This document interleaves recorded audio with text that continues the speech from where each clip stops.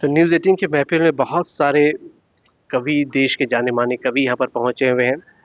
चुनिंदा नगीने हैं, उनमें से एक मनु वैशाली जी भी हमारे साथ हैं, जिनको हम अक्सर देखा सुना करते थे। मनु जी, बहुत-बहुत स्वागत है आपका। बहुत बहुत आभार आपका। आपकी कविताएँ हमने सुनी हैं, दिल को छूती भी हैं और आँखों को नम भी करती हैं। कहाँ से ये ज़हन में आपके आती हैं ये पंक्तियाँ, कैसे लाती हैं? मुझे लगता है जो कुछ मैं खुद जीती हूँ बस उन्हीं को शब्द दे देती हूँ, उससे ज़्यादा तो कुछ नहीं। तो शब्दों को कविताओं को रूप देना कब से आपने सोचा, कब से गंभीर हुई आप?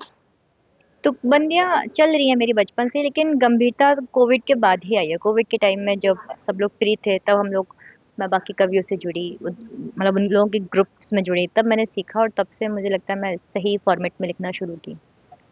आपकी कुछ कविताएँ हैं जो ख़ासकर जो गाँव की बड़ी याद आती है वाला, उसे हमने कई बार सुना है। अगर आप हमारे दर्शकों के लिए उससे कुछ लाइन्स गुनगुनाएँ।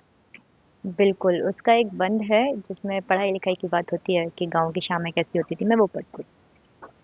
कि दिन ढलते रोज द्वारे बिछती थी एक खटिया, बाबा बुलाते थे फिर आऊं कहाँ हो बिटिया, बारह खड़ी पहाड़े भर पेज लेख हिंदी, सुनते थे पहले सीधी फिर 100 से उल्टी गिनती, तब कुछ सवाल मीनिंग बूझो तो तुमको जाने, फिर अपने नींद के या फिर भूख के बहाने, चप्पल पहन के जिनकी चलते थे शौक से हम, चप्पल पहन के जिनकी चलते थे शौक से हम, तुम पूछते हो उनके पाँव में क्या रखा है, बक्सों में उन घरों के रखा है एक जमाना।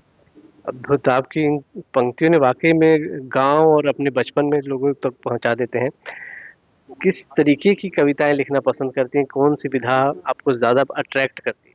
वैसे तो मैं अधिकतम श्रृंगार ही लिखती हूँ, लेकिन मुझे लगता है इसके अलावा जो भी भाव दिमाग में आ जाए, कोई भी विषय हो सकता है। जैसे कभी मैंने घरेलू हिंसा पे लिखा, कभी मैंने गाँव पर लिख दिया, कभी मैं कृष्ण पर लिख रही हूँ, कभी प्रेम लिख रही हूँ, तो जो विषय समझ में आ जाए मैं वो लिख देती हूँ अभी।